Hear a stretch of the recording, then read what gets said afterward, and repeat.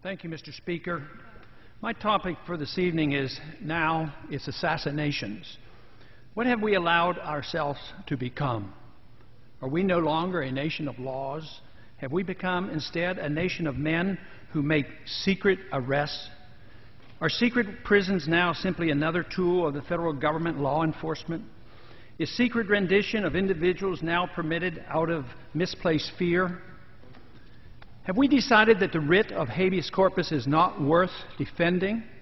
Is torture now an acceptable tool for making us safe?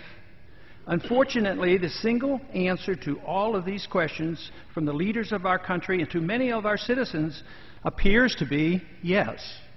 And now we are told that assassination of foreigners as well as American citizens is legitimate and necessary to provide security for our people. It is my firm opinion that nothing could be further from the truth. Secret arrests, secret renditions, torture, and assassinations are illegal under both domestic and international law.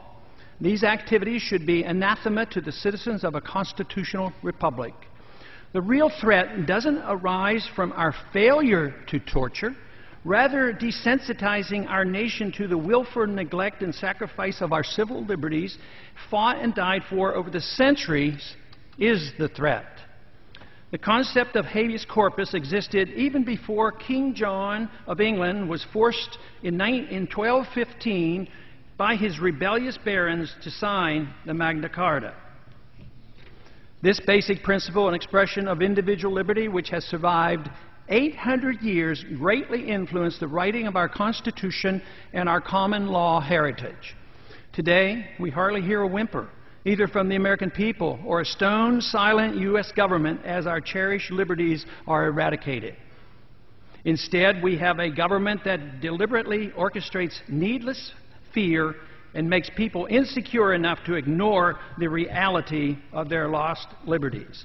The latest outrage is the current administration's acknowledgement that we now have a policy that permits assassination not only of foreign suspects, but of American citizens as well.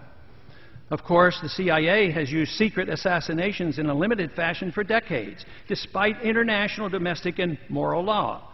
When done secretly, as in the past, our government at least recognized that assassination was illegal and wrong. Frighteningly and astonishingly, however, the policy is now explicit. National Intelligence Director Dennis Blair, in open testimony before the House Intelligence Committee on February 3rd of this year, acknowledged that American citizens can indeed be assassinated at our government's discretion. The U.S. government attempted to assassinate Anwar al-Awlaki in Yemen without even charging him with a crime. We're told this evidence is secret, that he does not deserve any constitutional rights, and that some unknown individual in the administration has the authority to declare him a threat, and therefore a legitimate target for assassination. Yes, I know he is probably a very bad person. Yes, I know that only a few Americans are on the assassination hit list.